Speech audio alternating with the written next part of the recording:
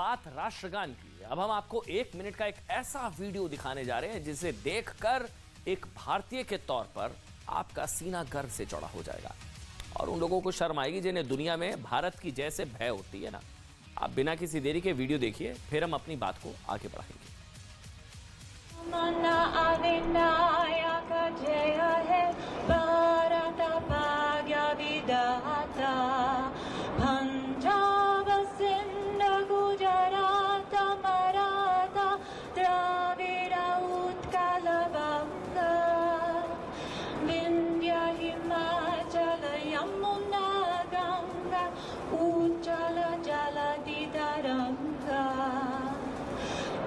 शुभ नामे जागे, तव शुभ आशीष मागे, गाहे तव जय गाथा, जन गण मंगलदायक जय हे भारत भाग्य विधाता। जय हे, जय हे, जय हे, जय जय जय जय हे। देखिए, कहा था ना आपका सीना गर्व से चौड़ा हो जाएगा। ये है भारत की ताकत। और भारत का राष्ट्रगान गाती ये महिला आप जानते हैं कौन है? ये अमेरिकी एयरफोर्स में सर्जेंट है। इनका नाम है जोआन ग्रिफिन। जोआन अमेरिकी एयरफोर्स के पैसिफिक बैंड की सदस्य हैं और उन्होंने भारत का राष्ट्रगान बेंगलुरु में आयोजित एरो इंडिया शो के दौरान गाया। उनका वीडियो चेन्नई में अमेरिकी उच्चायोग ने ट्वीट किया। ये वीडियो भारतीयों को गर्व की भावना से भर देने वाला है और हमारी अगली खबर भी आपको ऐसे ही गर्व का अनुभव कराएगी। लेकिन अगली खबर से पहले हम उन लोगों को वैधानिक चेतावनी देना चाहते हैं जो पाक प्रेमी लोग हैं। वो चाहें तो मतलब वो ये खबर ना देखें। अगली खबर बहुत दर्द पहुंचाने वाली है। बड़ी खबर यह कि टाटा ग्रुप के स्वामित्व वाली भारत की प्राइवेट एयरलाइंस एयर इंडिया ने दुनिया की सबसे बड़ी विमान निर्माता कंपनियों बोइंग और एयरबस को 470 यात्री विमान, आप समझ रहे हैं फिगर, 470 विमानों का ऑर्डर दे दिया है। 470, जिसकी कुल कीमत जो है वो है $80 बिलियन। मतलब अगर इसको इंडियन रुपी में कन्वर्ट करें तो ये 6.5 लाख करोड़ होती है। 6,60,000 करोड़, 470 विमान और भारतीय रुपयों के बराबर है। लेकिन आपको पता है कि यूरोप की एयरबस और अमेरिका की बोइंग जैसी कंपनियों के साथ हुई इस डील की कीमत आटे की एक एक बोरी के लिए तरसते पाकिस्तान के कुल बजट से भी लगभग दोगुना है। मतलब पाकिस्तान का कुल बजट कितना है? पाकिस्तान का कुल बजट है $47 बिलियन, यानी कि 3,90,000 करोड़। इंडियन रुपी में अगर कन्वर्ट करा जाए 3,90,000 करोड़ का टोटल बजट है। जबकि भारत की एक अकेली कंपनी इतनी कीमत के तो सिर्फ यात्री विमान खरीदने जा रही है, 6,60,000 करोड़। आज हम आपको दुनिया की सबसे बड़ी एयरक्राफ्ट डील के बारे में बताने जा रहे हैं। आपको ये भी बताएंगे कि भारत के साथ हुई इस डील से कैसे अमेरिका और यूरोप में 10 लाख से ज्यादा लोगों को नौकरियां मिलेंगी और कैसे अमेरिका और फ्रांस के राष्ट्रपति इस डील के लिए भारत का धन्यवाद करते नहीं थक रहे हैं। लेकिन उससे पहले हम पाकिस्तान को उसकी कुछ गलतियों को लेकर आईना दिखाएंगे ताकि पाकिस्तान को समझ जाए कि क्यों आज भारत के मुख्य समाचारों में 6,60,000 करोड़ रुपए की डील करने वाले टाटा हैं और दूसरी तरफ पाकिस्तानियों के लिए आज भी सुर्खियों में 200 रुपए किलो बिकता आटा है।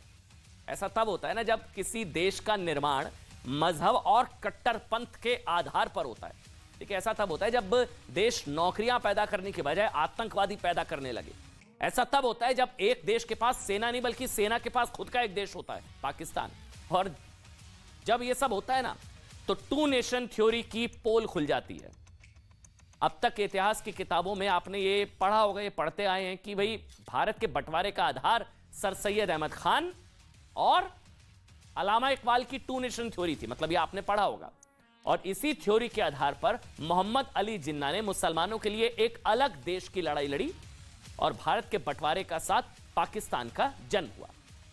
लेकिन आज के हालात देखकर ऐसा लगता है कि पाकिस्तान बनाने का मकसद मुसलमानों के लिए अलग देश बनाना नहीं था, बल्कि पाकिस्तान के कुछ रईस और उच्च वर्ग से आने वाले मुसलमान ये चाहते थे कि वो एक ऐसा देश बनाए जहां वो राजा बन जाए और जनता उनकी गुलाम। एक ऐसा देश जहां फौज आवाम पर शासन करे। एक ऐसा देश जहां अमीर गरीबों का शोषण कर सके। इसे साबित करने वाली ना आज एक तस्वीर आपको दिखाते हैं। कनाडा की मशहूर कॉफी चेन टिम हॉर्टन्स, नाम तो सुना होगा आपने, तस्वीर आप देख रहे हैं। टिम हॉर्टन्स ने 12 तारीख को पाकिस्तान के लाहौर में अपना पहला आउटलेट शुरू किया। पाकिस्तान में तो भुखमरी है, बुरा हाल है। अब टिम हॉर्टन्स ने पहला आउटलेट शुरू किया पाकिस्तान में। पहले ही दिन इस कॉफी हाउस पर, ये फुल स्क्रीन पर तस्वीर अगर दिखा दें हम, बहुत दिलचस्प तस्वीरें। हुआ ये पहले ही दिन इस कॉफी हाउस पर कॉफी पीने वालों की भीड़ देखिए आप। ये पाकिस्तान का हाल है जहां भुखमरी है, बुरा हाल है, लेकिन टिम हॉर्टन्स का जब वहां पर स्टोर खुला तो कॉफी पीने वालों की काफी भीड़ लग गई। लोगों की लाइन सड़क तक पहुंच गई। ये आप तस्वीरें देखिए, ये लाइन सुबह से लेकर रात तक लगी रही, सुबह से लेकर रात तक। इस दौरान कॉफी स्टोर ने पहले दिन की कमाई के सारे रिकॉर्ड तोड़ दिए। लाइन देखिए आप, कितनी लंबी लाइन, भीड़। ये पाकिस्तान का हाल है। वैसे तो पाकिस्तान में भुखमरी है, खाने को आटा नहीं है, पेट्रोल नहीं है, पानी नहीं है, गैस नहीं है, चूल्हा नहीं है, लाइट नहीं है। लेकिन ये देखिए, ये एक पाकिस्तान ये भी है। पहले दिन लाहौर में खुले इस अंतर्राष्ट्रीय कॉफी हाउस को 1900 से ज्यादा ऑर्डर्स मिले। स्टोर के बाहर सड़कों पर ट्रैफिक जाम लग गया। पाकिस्तान की तस्वीर है ये तस्वीरें उस पाकिस्तान की है जहां की आप जानते भाई एक बड़ी आबादी को 1 किलो आटे के लिए तरस रही है। ये तस्वीरें उसी पाकिस्तान की है जिस पर डिफॉल्टर होने का खतरा है। ये तस्वीरें उस पाकिस्तान की है जहां महंगाई दर 42%, 42% से ज्यादा हो चुकी है। ये तस्वीरें उसी पाकिस्तान की है जहां 1 लीटर पेट्रोल 250 रुपए 250 पाकिस्तानी रुपए में मिल रहा है। ये तस्वीरें उस पाकिस्तान की है जहां विदेशी मुद्रा भंडार सिर्फ $3 बिलियन का बचा है, सिर्फ 3। जबकि इससे ज्यादा कीमत तो मतलब भारत हर साल झींगे दूसरे देश को निर्यात कर देता है। अब ये समझिए कि पाकिस्तान का विदेशी मुद्रा भंडार $3 बिलियन यानी कि 2,48,000 करोड़ के आसपास है, मतलब 2.5 लाख करोड़ के आसपास का। जबकि पिछले साल भारत ने दूसरे देशों को 4,14,000 करोड़ रुपए से ज्यादा के तो झींगे यानी कि श्रिम्प्स निर्यात कर दिए। यह है पाकिस्तान की हकीकत। वैसे पाकिस्तान के ये हालात इसलिए हैं क्योंकि 75 वर्षों से पाकिस्तान की 99% आबादी, उन 1% लोगों ने शासन किया है जिनकी विचारधारा बंटवारे का आधार बनी। बहुत ध्यान से सुनिएगा, ये वो लोग थे जो आर्थिक रूप से सक्षम थे, समृद्ध थे। इन्होंने पाकिस्तान के संसाधनों पर कब्जा कर लिया। इसलिए टिम हॉर्टन के लिए इतनी लंबी लाइन है 1%, और 99% के पास खाने को पैसा नहीं है, भुखमरी है। और उन लोगों पर राज करने लगे जो आर्थिक रूप से पिछड़े हुए थे। ये टू नेशन थ्योरी थी।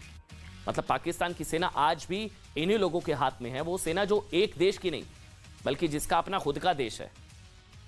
इनमें ज्यादातर पंजाबी मुसलमान हैं।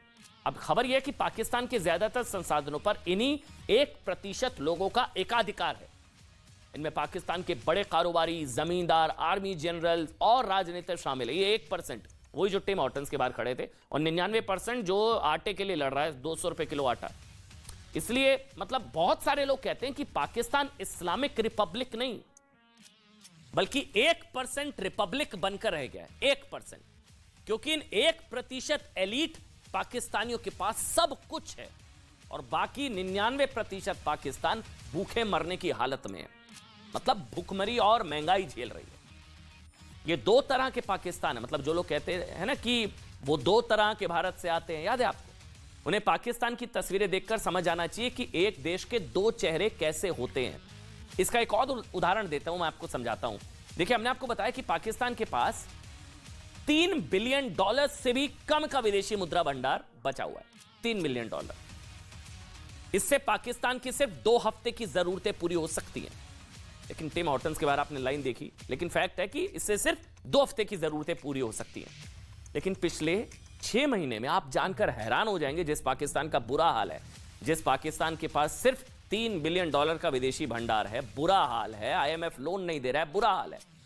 लेकिन पिछले 6 महीने में उसी पाकिस्तान के रईसों ने, वो 1% पता है ना, रईसों ने विदेशों से करीब $1.2 बिलियन यानी कि करीब 1 लाख करोड़ रुपए की लग्जरी गाड़ियां, इलेक्ट्रिक व्हीकल्स और स्पेयर पार्ट्स इंपोर्ट किए।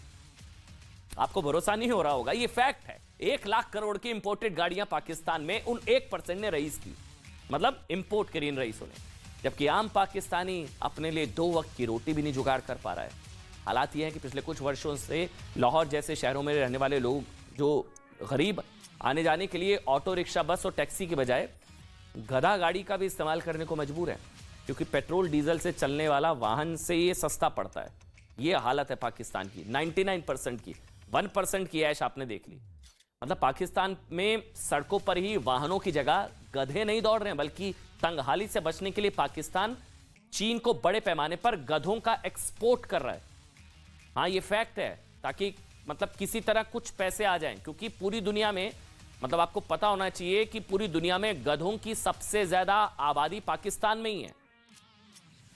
पाकिस्तान में करीब 60 लाख गधे हैं, और यानी पाकिस्तान की अर्थव्यवस्था गधों के कंधों पर ही है।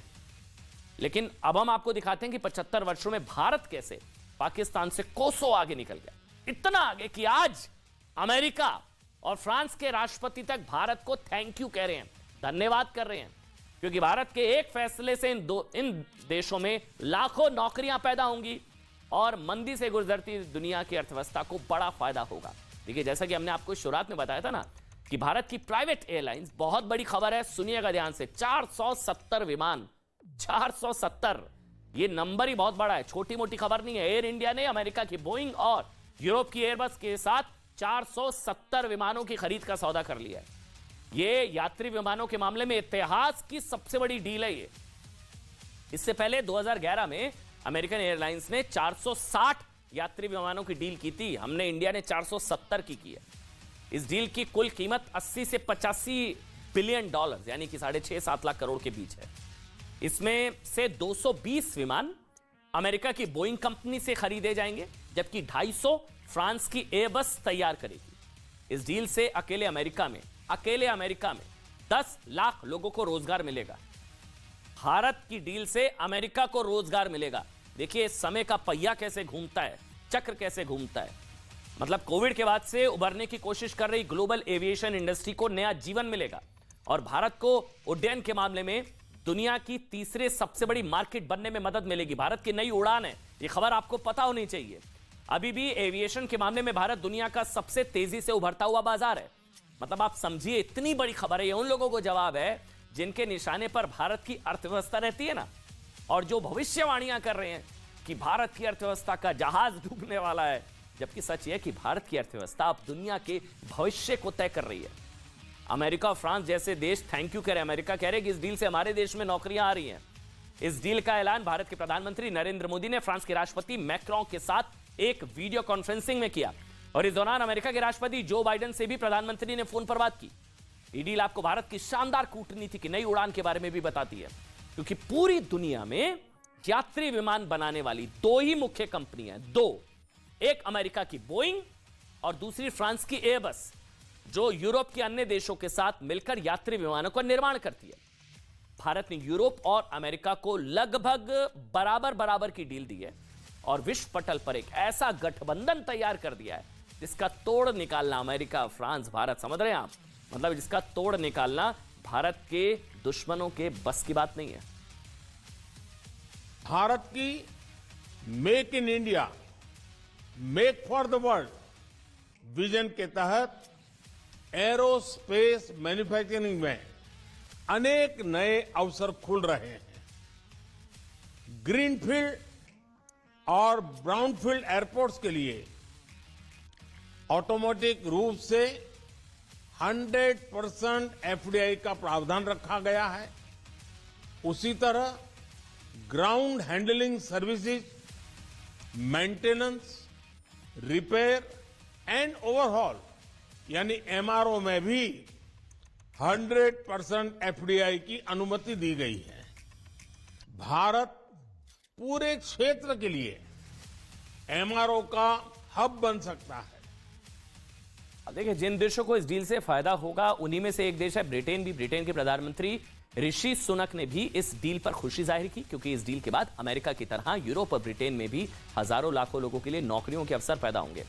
उस ब्रिटेन में जहां से चलने वाला बीबीसी क्या कर रहा है, इन दिनों भारत और भारत के प्रधानमंत्री के खिलाफ प्रोपेगेंडा फैला रहा है और भारत नौकरियां दे रहा है। मतलब आप इसको सोचिए, परिप्रेक्ष्य में समझिए, कितनी बड़ी खबर है कि अमेरिका और ब्रिटेन वो देश हैं जिन्हें 10 से 15 साल पहले, याद है ना आपको, इस बात का अफसोस रहता था अमेरिका ब्रिटेन को कि भारत के कॉल सेंटर्स उनके युवाओं के हिस्से की नौकरियां खा रहे हैं। लेकिन 10 साल में ऐसा यू टर्न, ऐसी स्थिति बदली है कि भारत की एक डील की वजह से इन देशों के लाखों लोगों को नौकरियां मिलने जा रही हैं, भारत के एक फैसले की वजह से। यह है आज गर्व करने वाली खबर।